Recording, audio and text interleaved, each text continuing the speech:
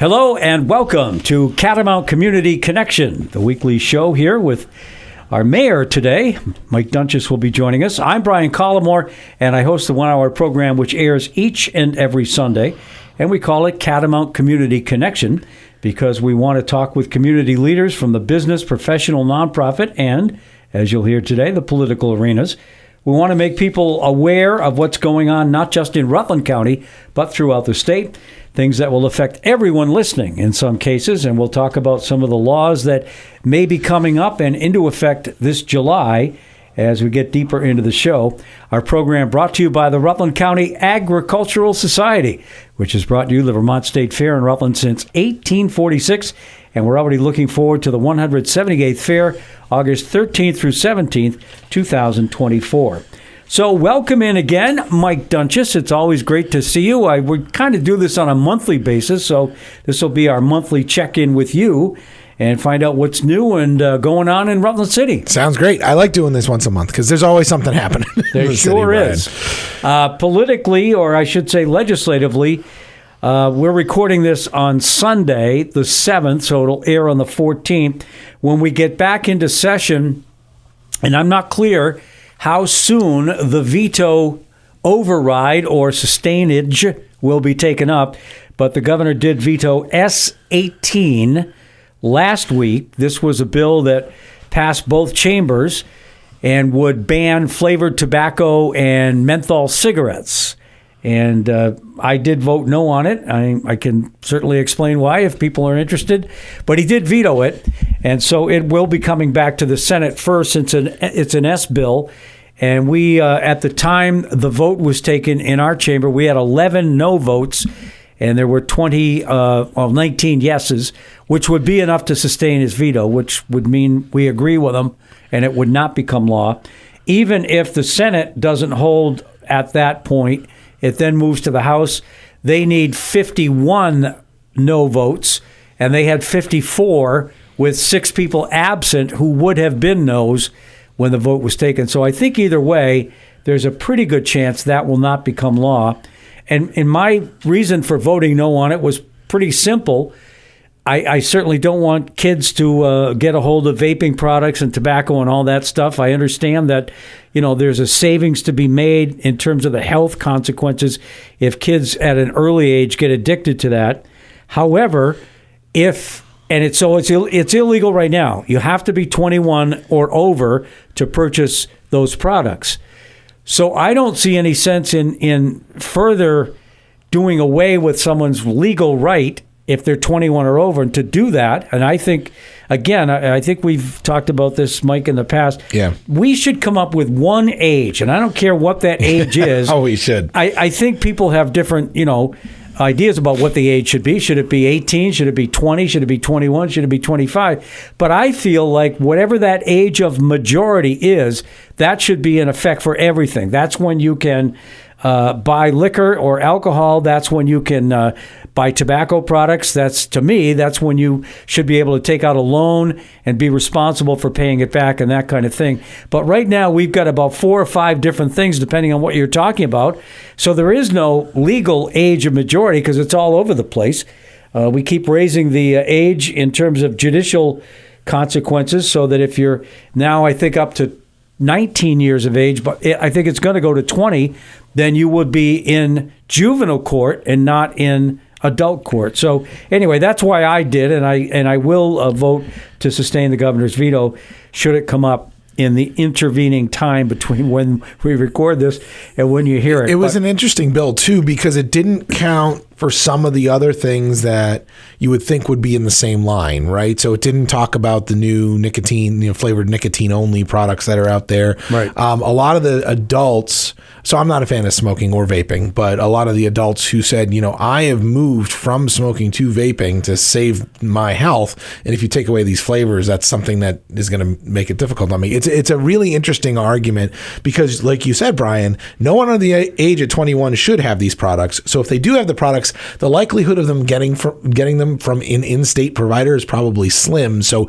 is it going to make the impact that the bill is intended for anyway? Yeah, and there are other consequences which don't rise, in my view, to the same level. There's an economic situation where if you own a store along the Connecticut River, for instance, and these products are available in New Hampshire, somebody can just drive across the river and buy them and thereby, take economic money away from those store owners. So there is that. And we've heard estimates as much as $15 up to $40 million in losses that our local stores would suffer. That's what happened when Massachusetts passed this a couple of years ago.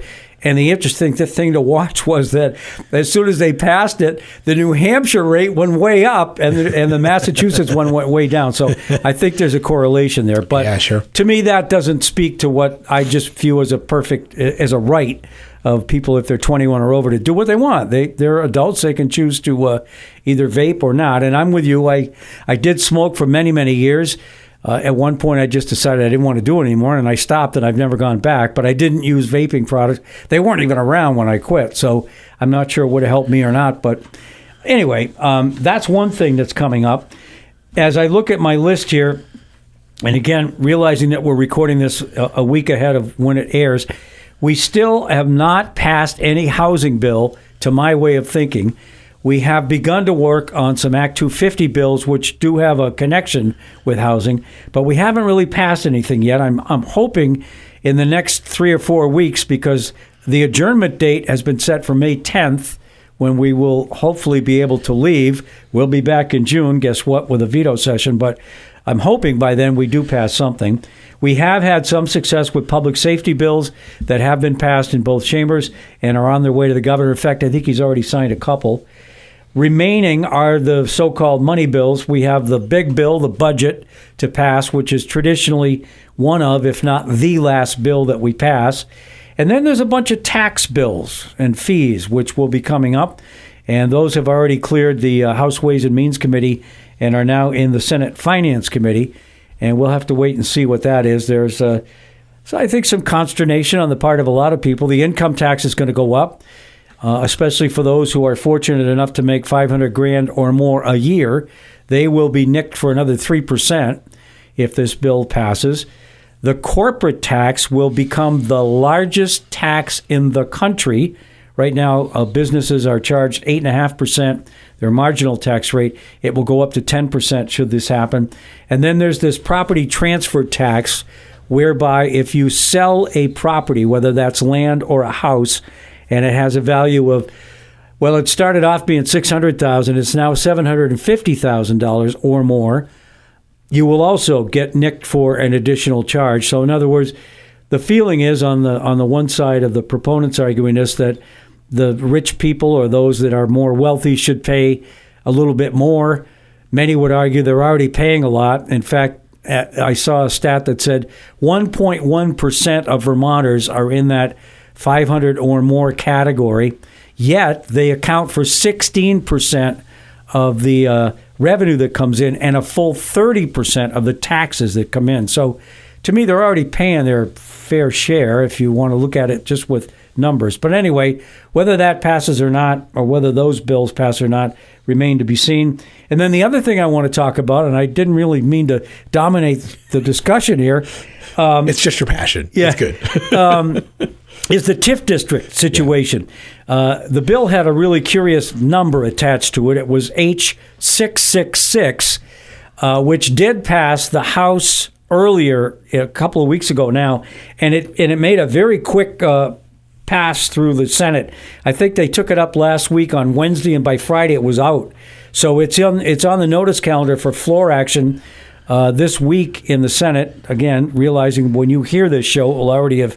And my guess is it'll pass very quickly, and it'll be on the way to the governor. That's the one that involves Killington and the really major expansion of the village center and a whole bunch of stuff up there. But I know the city was interested in doing a TIF district bill as well. And frankly, I don't know where that stands right now. Yeah, so the cool thing about H666 is the language that's in there, at least for me and developers in the area, the language that's in there about being able to use deposits or money put into a project as essentially equity or money towards that project. The way the Vermont looks at it now, it's interesting. Those deposits don't count towards money in. So this bill changes that around a little bit. That'll entice developers to be able to come and use that type of investment. We are looking at a TIF district in Rutland still. There's some other legislation. We'll go when we talk about housing later, because there's a lot going on with housing right now. One of those bills, which is S311, which is it looks like it's going to be merged with H687. That's sitting in Senate Natural Resources right now.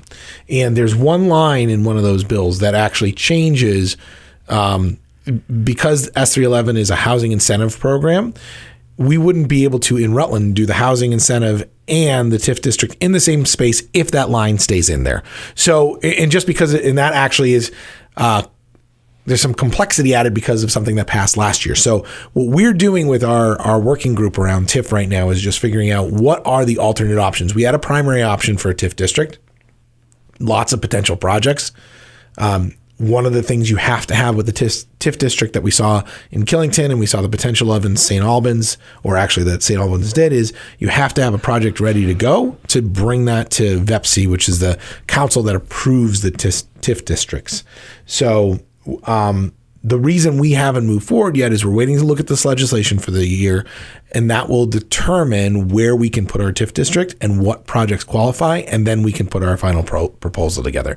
There's a long road between now and then. We have a lot of work to do, but we've engaged the right consultants. We've got the right marketing companies in place, because it's a lot about communicating to the people throughout the city to let them know what's happening and why we're doing it. But we are still moving vigorously through that process, even trying to identify that second location.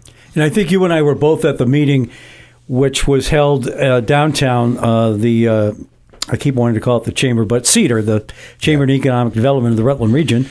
And the Belden family was involved heavily in what could be one of the locations, the so-called pit where the townhouse stood for many years. And before that, it was called the Berwick Hotel. And they are ready to invest and get to go on this. And it's going to be a tremendous, tremendous boon for the city if it should happen.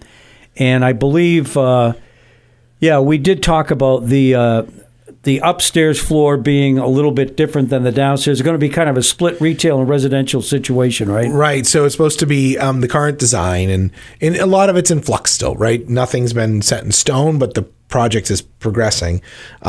The current design is, a certain amount of hotel rooms and then a certain amount of residences on the top floor. We need places for people to live right now. That's not in question. So this would add, 20 plus units of residential living in the downtown, which would be great. And it is on the old Berwick site. And because of that, the TIF district could really benefit both the city and the development, because there's some contaminants from that fire. There's stuff they've actually been coring the ground to see, how much petroleum is seeped into that pit over the years. So there's going to be some cleanup costs to get that done.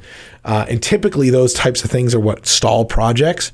But if we can get the TIF district and work with the developer, there's some real benefits to moving forward there too. Yeah, and obviously it's very close to the Paramount Theater and the restaurants and the retail shops in downtown. And to me, it's a no-brainer if we can get it done. And I hope we can. And as I say, I think it'll be a huge economic benefit to the region. So then we talked about the Linda Lee building last time I think you were on, and that's a completely separate project. But I understand, I think I read something last week that there's been a little bit of a delay in that, maybe a purposeful delay. Well, it's actually a little bit more movement than delay. The timeline's becoming clearer, I guess is a better way to say it. We initially did a 6-month letter of intent with the current property owner to kind of quickly assess what the situation was, and we're going to actually extend that. The reason we're extending it is because the time that it took to do the asbestos evaluation took up majority of what we needed, but we're continuing with what's called a corrective action plan. So the corrective action plan will go in, they'll assess the petroleum and other contaminants on the property, and then hopefully within the next 60 to 90 days, we'll have enrolled in what's called the BRELA program. That's a brownfields program that helps us clean up the site and would keep the city protected if there was something else found in the future. There's also there's a municipal program for similar brownfield cleanup, and then we have a couple other things that we need to get done. So all of the pieces are coming together, but we're looking at about a 6-month timeline to get a full picture on what it would cost to get that site back to grass, back to dirt, so that it's ready for a developer. Once we know what that responsibility is going to be, we'll also know in that same time frame where those monies can come from. So whether they're going to come from the state cleanup funds or whether they're going to come from federal FEMA funds for cleanup. Asbestos is really hard because there's not a lot of money set aside for asbestos cleanup, but we also have to demolish the building. All of that could also be in the TIF district, but all of that we'll get a real good picture over the next 6 months, which will then let us make a decision on how we want to move forward. We're talking to Rutland Mayor Mike Doenges on Catamount Community Connection. We have another couple minutes before we have to take a break. So what else is new in the city that you want to talk about? So actually, let's look at Linda Lee and kind of transition that into everything else that's going on. We've seen a couple of articles recently. There are developers in town. Tracy Taylor is looking at doing a development on the north side of town. That is kind of running into some of the challenges that we've seen throughout the state. This legislation that S311 and H687, if they can merge this year, we could get some real momentum going on there. We're looking at housing, if you just look on the way here, on the way to the studio, if you come down River Street and you pass the house being developed on Forest Street and your house being developed on Maple Street, and then there's another one on the other side of Maple, and then there's another one, you're seeing a lot of activity. Rutland, one of the challenges that we have is we have units, but they're offline. They need rework. They need rebuild. We have a very, very old housing stock. One of the properties that I have is the house was built in 1890. Now, luckily, before I bought it, somebody fixed the electrical and the plumbing, but there's a lot of houses with knob and tube wiring still and old plumbing in them. So where we may have a lot of housing, the offline units, there's a big cost to invest. But here's the thing, Brian. It's getting to the point where the dollars make sense. It's getting to the point where a contractor can go in, fix it up. The rents are in a good place. Yes, that means that the prices have probably gotten higher, but there is a demand to cover those costs. And for those who need a subsidized rent, right, HUD has also raised their rates. So there are subsidies for those, for affordable as well. So there's a lot of movement. We've been talking about housing, and there's a lot of movement in the housing space. Earlier this year, I put out a goal of 1,000 units within the next 5 years. And although we're seeing them come 10 at a time right now, that momentum we're starting to see pick up. And we're talking to these bigger developers like the Tracys who want to do 20 units and a bigger developer who might want to do 100 units. Those conversations are actively happening, which means we'll probably start to see the impact of that over the next year or so too. So for those of you that aren't aware, if you're not in the so-called designated downtown area, and there's another term for it, there are 2 or 3 different categories, then you do need to go through I don't want to say a full Act 250, because there's either a major one or a minor one, as I understand. And maybe it's a minor one. But if you are inside those zones, you basically don't have to worry about Act 250 at all. We talked to Mary Cohen maybe a month ago now on this show, and West Rutland had a similar situation where I think they had 2 projects that were inside the designated downtown area and were ready to go, and probably at this point have started to develop. And then there was one that I don't know how many feet out or how many yards or a half a mile or I don't know what distance it was, but it didn't fall into it. And they had to jump through another hoop. And I talked to Tracy this week, and I'm hopeful that we can put him in touch with the folks over there that figured a way to do it. I don't want to say, a loophole, because it's not really a loophole, I don't think. We all agree that we need more housing. Yeah.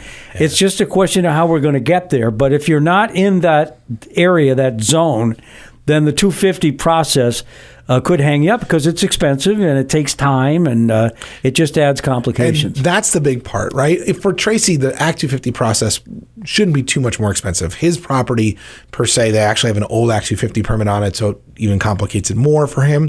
But the process, the time that it takes to get through the Act 250 process is what makes it so difficult. There is a cost, and in certain projects, those costs can get astronomical if you need to do traffic studies and this study and that study.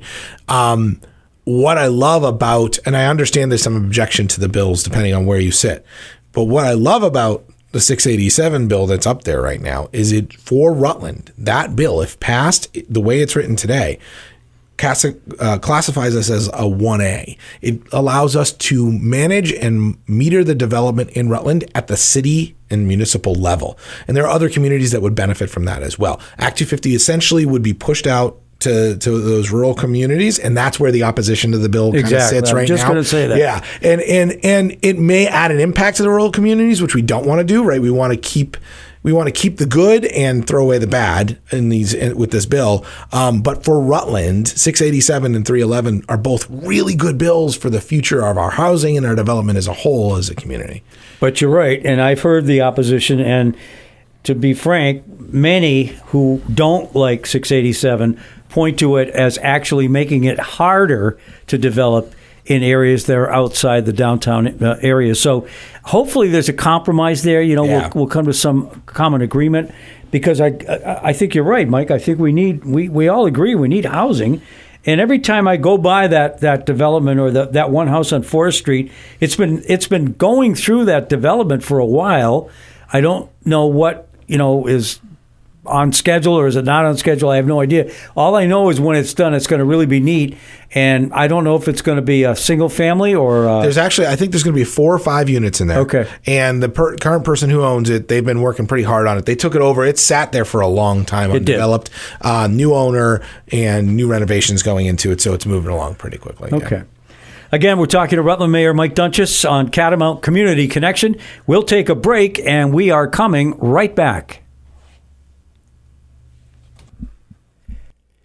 We're back on Catamount Community Connection. I'm Brian Collamore. Our guest this week, Rutland City Mayor Mike Doenges, and the show brought to you by the Rutland County Agricultural Society, which has brought you the Vermont State Fair in Rutland since 1846. I want to thank Robert Congdon and the crew down there for being our sponsor. They are kind of up against it with a 3-acre rule, which we haven't talked about a lot on this show, but it probably is a good idea to maybe think about talking to Robert or others that are in the same situation. Basically, if you have 3 acres of land or more and it's impervious, that word means that water can't filter through it, so like mud or gravel or something like that you would have to have a mitigation plan in place, and that's going to be very costly. And in terms of the Rutland County situation, the Vermont State Fair, Robert was telling us it's somewhere between $700,000 maybe and $1 million to do it, if they can do it, and they're not sure they can do it. So that's maybe on the horizon, but it's going to be very costly for them, and don't have that in the bank, trust me. The one that obviously the biggest one is the Champlain Valley Fair up in Burlington, and because Rutland's got a certain amount of acreage, but Champlain has probably 4 times as much, and they are way, way deeper in terms of what they're going to have to do. Anyway, let's get back to our topics, and we try to keep this as local as we can, and in Rutland County, and we mentioned the TIF districts, but I know there are some economic drivers in the Rutland region, and I know the partnership had a little bit of a leadership change in the past 5-6 weeks. It seems like they're back on their feet. I read all the time, and Casey McNeil seems to kind of be the, I don't know about unofficial spokesperson, but he's full of energy, and gosh darn it, he's really a good guy to know. And I'm hoping that the new leadership can continue the course. But there are businesses opening up downtown, right? There are, and actually all throughout the city, Brian. We talk about downtown a lot because it truly is kind of the heart of Rutland, and it's where we have a good measure. We can quickly see, is their storefronts filled or are they open? But throughout the city, we're seeing investment. We're seeing growth, right? In the last 6 months, we have a new T-Mobile, Burger King for on reasons I don't understand yet, but they see the future, right? They expanded their drive-through. And I know those seem like simple things, but when you start to look at the corporate level of investment, the Starbucks that's going in Rutland Town, in addition to the Starbucks that we just had open a few years ago, right?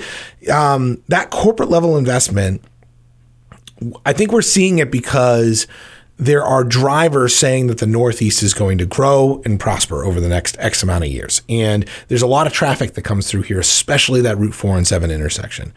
Downtown I think part of the reason you saw a bit of a changeover in the downtown partnership is, they want to move in a different direction. The last 20 years or so, they've kind of done that manage, maintain, and market the downtown. They want to keep with that, but they really want to focus it. So like you said, Casey McNeil is now the president. Andy Paluch is involved. Hal Asante is the new executive director.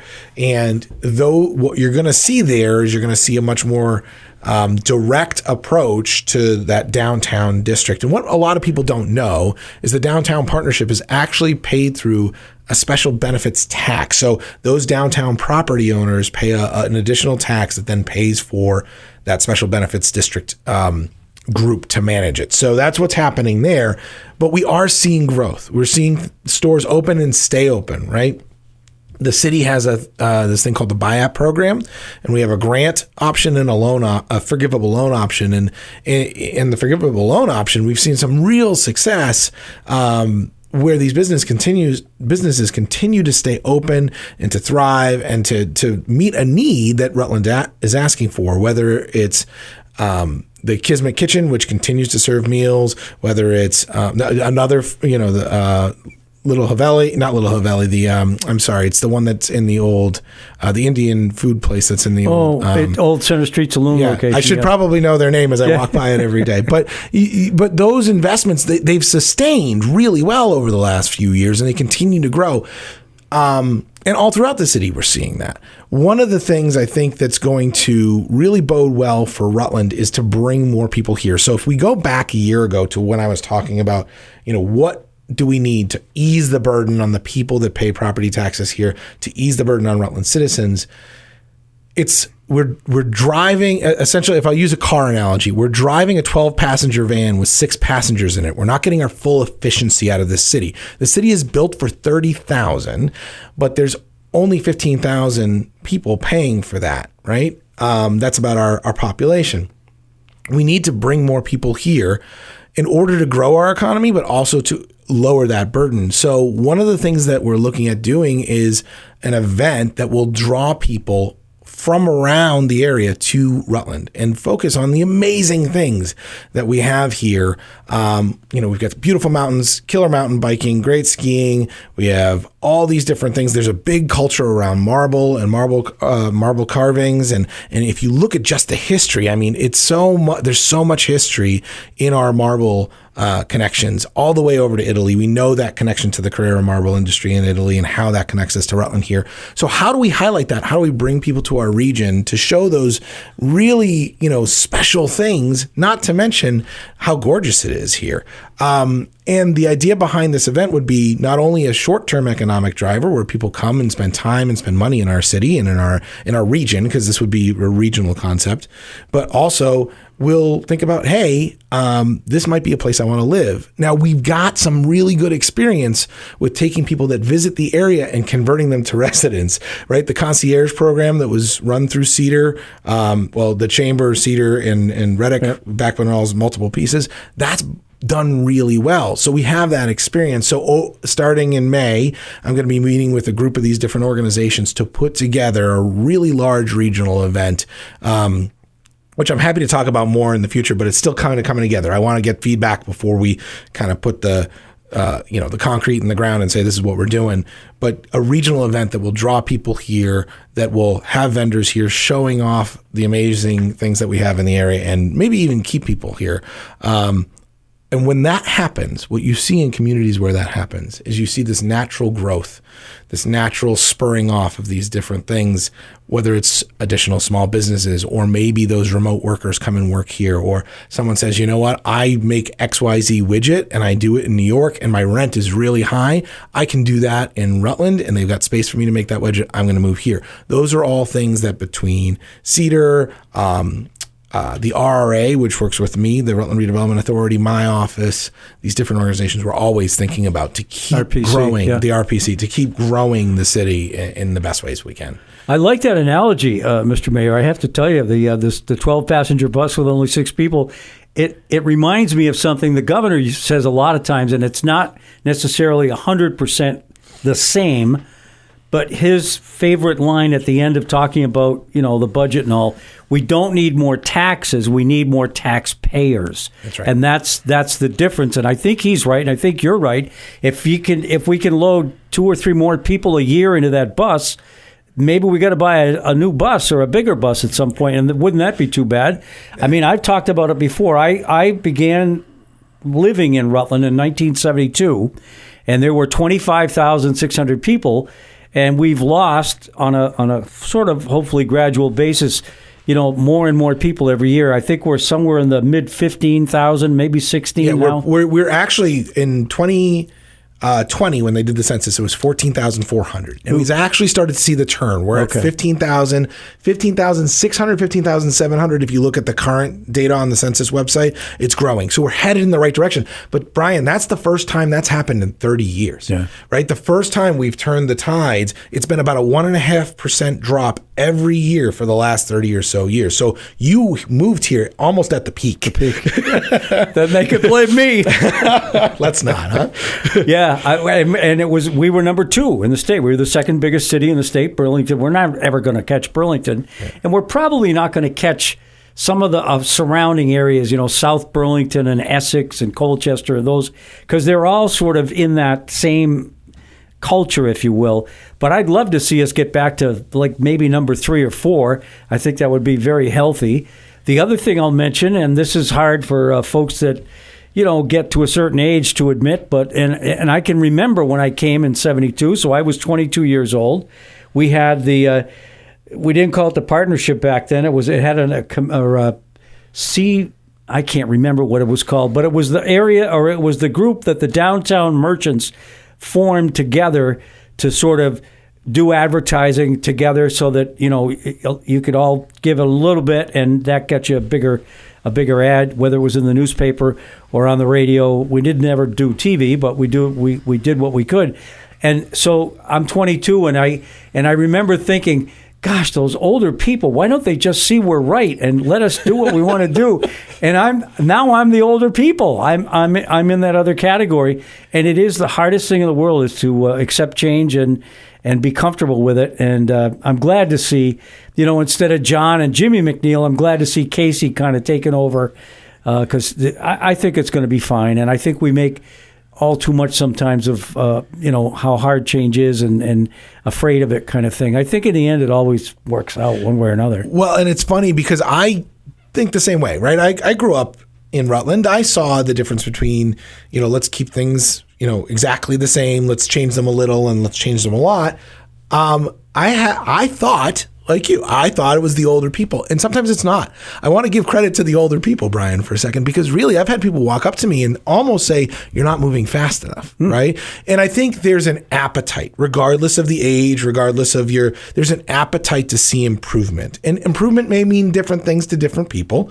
That's fair. But a house that's been sitting vacant with no windows for a year. Yeah, there's no good side to that. There's no good, right. So those are the areas where we can all agree, those type of improvements, having our storefronts filled, investing in our businesses and investing in the economic growth, and then also recognizing that in order to, and this is really the summary, in order to reduce the burden, to share the load, to split the cost of the van, or if you buy the pizza at $24, but we split it and I give you 12, right? We have to divvy up the load and get more people here. And that's really where a lot of the benefits can come. Yeah, no question.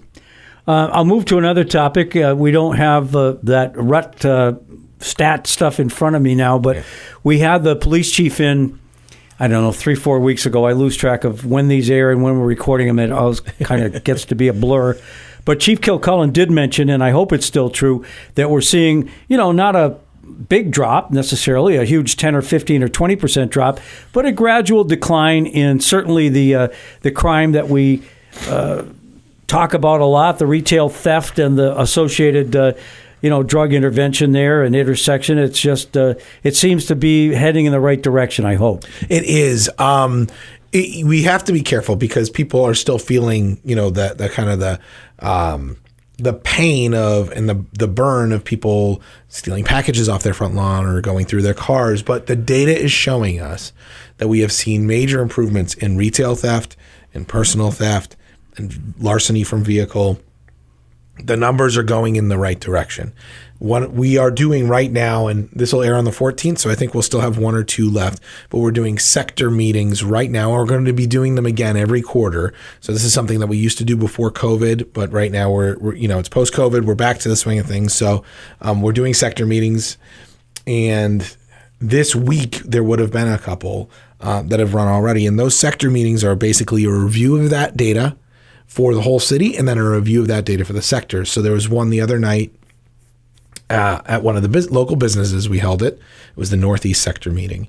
And we showed this substantial drop in retail thefts and in larceny and in some, even in some domestic dispute and violent crimes, we showed some drop. And that's great. One of the reasons we saw big drops in retail thefts is certain people are now incarcerated. Those are the repeat offenders. So one of the big complaints is it's this catch and release. Yep. Well, now some of those repeat offenders are actually incarcerated and they aren't doing harm anymore. Some of them have gone hopefully into treatment for substance abuse issues, but we're seeing that impact, and that's been a positive impact on our city. Our police department is pretty much fully staffed for what's budgeted. We definitely want to look at continuing to get back to the numbers we used to have before those budget lines got cut, but we've got 2 more positions coming for the next fiscal year, which starts in July, and even then we're looking to continue to grow that. So that's been good. But the data is showing a trend in the right direction. Now, we're still higher than our 5-year average, right? So although our numbers look good in comparison quarter over quarter to last year, which is exactly the trend we want to see, we still have a lot to do to get back to where we were. And I don't think that anybody's letting off the gas on that. Our police department is on it. The state, we talked about it last time, but they've fully assigned and fully staffed judges for Rutland County, which is great. That was something that we were really waiting on. We see our state's attorney, Ian Sullivan, pushing really hard to get a lot of those backlog cases through. And then we also have our Project Vision component, which is dealing with challenges outside of the normal realm of policing where people may need a more direct interaction when they're struggling or dealing with something. So all of those pieces of all those cogs in the machine are moving efficiently right now, and we continue to press forward and see improvement every day, which is fantastic. One of the negative ingredients, if you will, in talking about public safety and the crime statistics is the homeless situation. We, in the Budget Adjustment Act, which is basically a truing up of what was projected to be spent and then what had been spent. Sometimes there's money left over, sometimes there isn't. Luckily, this time there was. And so we did dedicate a little bit more money to our sheltering program. And I don't know where that's going to end up. I'm hoping that at some point, and I don't know how long ago it was, but my memory seems to tell me that there was maybe 200 or at the most 300 people statewide that needed GA or general assistance. And those are the single moms, the folks with a disability, our vets, whoever it is that you can point to pretty easily that are residents and longtime residents of the state. And they're Vermonters, and they are going to continue to need help. And I am all for that. I think it's a great thing that we do, that we shelter them in the inclement weather and try to help them out and try to get them services. But there are way more than 200 or 300 now, and Rutland has felt pretty much the full force of it, unlike some of the other communities. So right now, we have until, I believe it's April 15th, but I could be wrong, where we had sort of another deadline to get through because we've had a couple of big storms over the last few weeks. But at some point, we're going to have to deal with that. We're going to have to come up with a program going forward that will address the need to keep doing this. We just don't have the money to keep going the way we are. The BAA piece for sheltering, and that change is supposed to be at $4 million, is down to $1.4 million. And I these, for the listeners, I think these things are always in flux until they're not, right? So that changed, and there's less money for sheltering. The other piece is Rutland is taking and still takes on a very large burden of the unhoused. And when I say burden, I'm not talking about the people themselves, but when you look at a city that used to, in the GA program, on its worst winter, have 50 households using that program, and now at this past winter, we were up to 380 households, pushing 400 some weeks. There's a real tell to the fact that we don't have the staff to help manage that. We don't have the resources to manage that. We don't have the mental health and substance abuse resources. We don't even have the Vermont Department of Labor resources. There are two full-time people, I believe there may be more, but two full-time people that I interact with on a regular basis at the Vermont Department of Labor that are constantly going to these hotels to try to help people find gainful employment, because even some of the people that are living in the hotels, Brian, they are working. They just can't, one, find a place, and two, afford it if they could find it. Mm. So it's really finding the right path forward for a lot of people. What we're doing in Rutland specifically is we're not focused on this short-term window, right? We have to focus on the long-term window, and we have to focus on what's appropriate and right-sized for Rutland. So working with the Housing Trust and Rutland Mental Health and Brock and the Housing Authority, we are sitting down and we have constantly been designing this transitional housing campus. And the other day we looked at saying, hey, we may go in a different direction to get housing up faster, but a place where people can go from not having a place to live, right? You're in Rutland, you don't have a place to live. We can give you 12 to 24 months.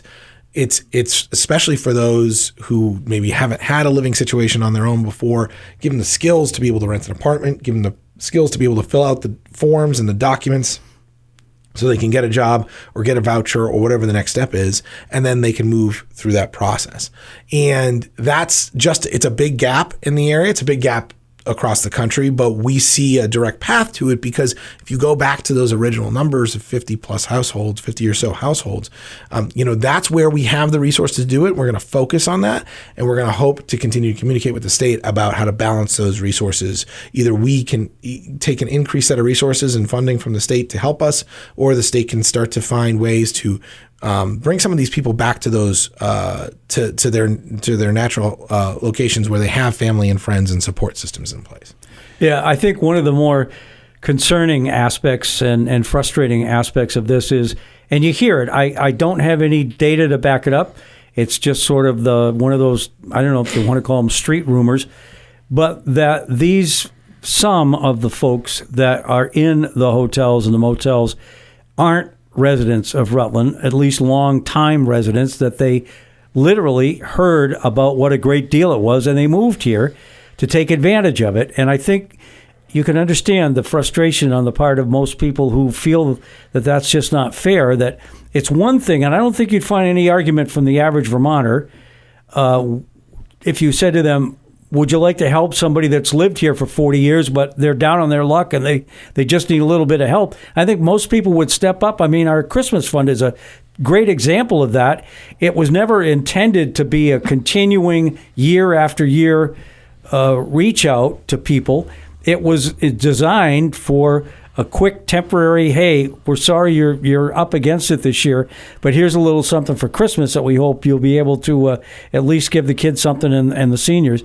So I don't know what the numbers are, but I keep hearing that there are some people that all of a sudden appeared and they're able-bodied, and I don't know what the answer is there. I don't know how to fix that. Yeah, and I don't either. It's interesting in having conversations. We live in the United States, right? We're supposed to be unified, and regardless of what state. I mean, yes, the federal dollars are now gone, so the federal funds to support those who came here from out of state don't exist. So now that is on the it is the responsibility of the Vermont taxpayer to cover those programs as we move forward. So there is that piece. And then on the other piece, I just read a VT Digger article about this, elderly woman and their partner, and they were in Florida and they had to leave because they didn't have a place. They couldn't afford rent. They ended up in Vermont because they had family here. The family situation didn't work out, and now they're in a hotel in Burlington. So that's not Rutland, but you could see that even for some of those people, maybe coming from not around here in getting to Vermont was this weird, arduous path. Like, how do we get you back to that support system so that you're not living in a hotel? Brian, there's not a single person that I talk to that lives in these hotels that wants to be living in a hotel. That's the other side of the coin. Yeah. As much as this is frustrating because we don't have the resources to meet the need, we also have people living in a 10 by 10 room with 2 beds and a bathroom with no way to cook food, no way to get some privacy, it's a difficult living situation that even these people don't want to be in, and it's a challenge. It's a challenge for everybody. We're talking to Rutland Mayor Mike Doenges. We need to take one more break, and we will be back with more of this week's Catamount Community Connection in just a minute. We good? We're back on Catamount Community Connection, and our guest this week is Rutland City Mayor Mike Doenges. I'm Brian Collamore. One of the things we haven't talked about yet, but is at least on the horizon, is what I call the safe injection sites. There is a different term that folks have come up with that. Harm reduction centers is what they're being called too. And this is one that I have received strong opposition to in terms of people seeing me on the street, emailing me, calling me at home. But it was way earlier in the session that I began hearing the negativity on this.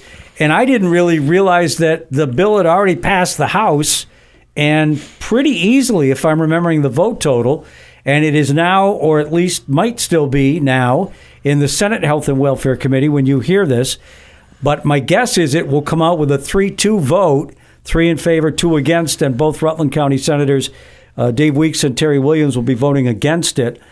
But I think it still will probably pass out of the committee, and it may get to the floor in the Senate at some point. But I do think it's concerning, and I can't support it. I don't think there's a lot of support for it, at least in Rutland County. So I've had conversations with the experts, and I'm not the expert in this space, but we look at the data and we say, does this work? And there are only so many places in the country that are doing this right now. It's Canada kind of led with harm reduction centers. There are other countries that do it. But I believe there's only 2 or 3 places in the United States currently doing harm reduction, which is the safe injection site concept. I was in contact with our representatives in Montpelier during this time too. And one of the big things for me is this isn't a site that Rutland is probably ready for. It's not something that we can wrap our heads around. It's probably something that we don't consider wanting in the community at the moment. But we don't necessarily lead the way in overdoses. We don't have a lot of overdose deaths in Rutland. Yes, they do exist. And yes, it is very sad when that happens. But a harm reduction center in a place like Rutland, Vermont isn't going to make an impact that you would see, say, in New York City, which is one of the places that they're trying this out. The population that would come to this versus the population that uses is probably a small segment. And even then, what about that availability, the cost to run it, all that stuff? Those are things we have to factor in. So what we did in that conversation was we asked the legislature here in Rutland, we said, can we get a provision for communities to have to opt in, right? We have to opt in if this is something that we want, because there was talks about the state choosing where to put these. And that would be something, again, that could be like, if we need to put our resources into something, we need to put our resources into housing right now. A harm reduction center may have little to no impact in our community. So let's focus those resources appropriately. So that provision was actually put in. That provision is in the bill that passed out of the House. So municipalities would have the ability to opt in, or essentially by not opting in, opt out, so that those harm reduction centers can land where the communities need them the most. And then the communities that don't need them or don't think they're a good fit right now can say that, vocalize that through not asking for them. I know Representative Eric McGuire, who's a freshman legislator and also has a position in Dismas House. I think he's in charge of the men's he is residents. Yep. And he is strongly opposed to this and has really good data to back it up and understands, I think, very well what the potential problems are. The only other thing I mentioned, the health commissioner is totally against this as well and has testified in the Senate Health and Welfare Committee to that effect. So I will not be voting for this. I hope that doesn't offend too many people. I have a feeling I'm going to represent my constituency pretty well in this, because no one, absolutely nobody called me, contacted me, emailed me and said, please vote for this. I just don't think it's a good policy decision to make for the reasons that you made Mr. Mayor, but I just, it scares me. It really does. And there's a lot, Brian, to what goes into these places and what the thinking is, and basically meeting people where they're needed and helping them get support and whatnot. But again, we can do everything else around that. And we can, without having the harm reduction center, we can still try to meet people where they need. We can still get counselors out to them. We can still offer them substance abuse counseling. All of that can still happen. So we're not saying we don't want to take care of the person. What we're saying is our community doesn't have the need for a harm reduction center or a safe injection site, but we do have the need to continue reaching out to those that need it the most. So we have about 8 minutes left to the show this week. I don't know if you have any other local sort of issues that you wanted to bring to the attention of people. I could certainly talk about the big bill, the so-called budget bill, which will be coming up. The governor has suggested that we live, I think it's a 3.65% increase, something like that. It's between 3.5% and 4%, but it's under 4% in terms of the increase in spending. We have yet to see, and we won't till July 1st, the effect that the payroll tax will have on the people's checks and the employers. That was to pay for the child care situation, which we passed last year. Hopefully by now people have at least begun to appreciate, in quotes, the increased cost to register your vehicle, to renew your license, to do anything with the DMV. Those fees went up about 20%.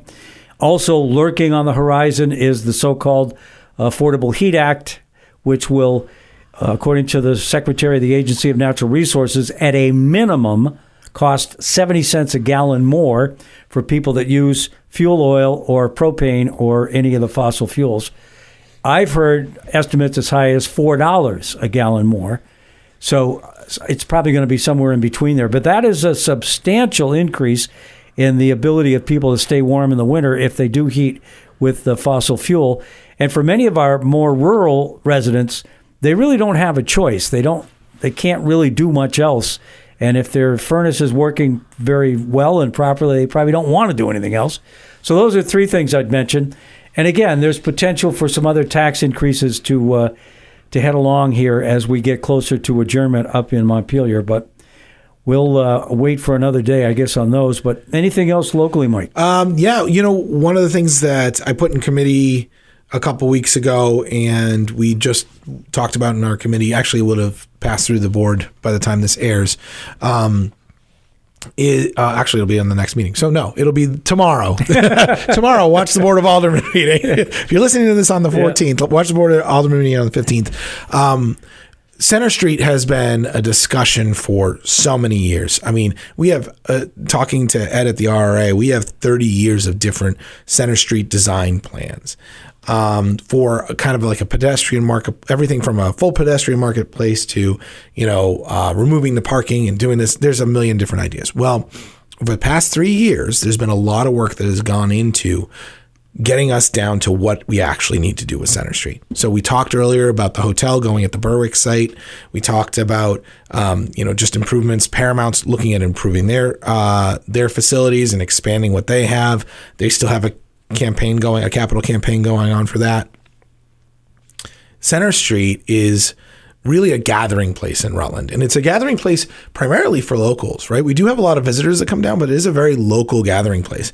And creating a sense of place is something that we've been striving to do for many years. So this year we just finished the underground scoping study. It tells us where all the plumbing is, what the type of connections are. If we dig below the road, what are we going to run into, and how do we, manage that? And then last year they completed a scoping study for above ground. And what that scoping study came back with, all the feedback that they got, which was a lot, is that people would love to see Center Street be a one-way street where the sidewalks come out much further, where there's outdoor seating, a better tree cover. Not that the tree cover is not good now because there's plenty of trees down there, but we'd love to see more. And kind of this community space that we could say close off every other weekend or every weekend rather than just, when we do a Friday Night Live or something like that. So that discussion is still very top of list for a lot of people. The downtown businesses want it to continue to be an attractive place. So we put in committee the discussion of sending out an RFP, a request for proposal from design engineers that can actually design what that's going to look like. Take all those different studies over the past few years, plus a lot of the history, and figure out what we need to do to get that to complete so that becomes that space that everybody wants it to be. Interesting technical challenges when we go through that, right? We're going to have to redo almost all of the plumbing, all of the water and wastewater. We don't have a lot of, for that particular section, there's not a lot of good piping. We've got utilities running along Wales Street that actually have to be moved in order for the hotel to go there. So there's a lot of things that an engineering firm, can really help us with from a design standpoint. But before they go and do that, we need to know how much it's going to cost to get that design done. So that's out there. That's moving along. That's pushing it further down the road. We should have those results back soon. And then when we do, not only will we know how much it costs to design, but that design firm will then give us the final price on what it will cost to renovate and redo Center Street. It's a long road. I don't want to, say, hey, we can do this in a year. You have to think about making sure that people can still get to those stores even during construction, making sure that those storefronts are properly served, that we're not creating all this dust and havoc. There'll probably be 3 construction projects going on all at the same time in reality, if you're talking about the hotel, the renovations at the Paramount and Center Street. But can you imagine all of that getting done around the same time, and then it's just being this completely completed space for people to be? That's on the list, and we're pushing on that one too to move it forward. So it's a big deal. I'm old enough, I think you're young enough not to remember the Topics program, which was the program that studied traffic patterns, if I'm remembering correctly. That's why Wales Street is one way. Yeah. That wasn't always true. Wales Street was a two-way street at one point. I'm going back quite a ways. But I can remember people talking about the Topics program. Some of them weren't too happy with what they decided to do. Some of them were, like everything else we do. And we're all used to it now. Yeah, so. Exactly. So. Okay, anyway, I really appreciate you taking time out again for us today. Happy to or do tonight, it. Depending on when you listen to the show. And we'll have you back certainly in the next month or so as we get near May. Holy cow, this is April already, right? Our show brought to you by the Rutland County Agricultural Society, which has brought you the Vermont State Fair in Rutland since 1846. Looking forward to the 178th Fair coming up August 13th through 17th, 2024. So we'll thank the mayor, and we will see you all next week on Catamount Community Connection.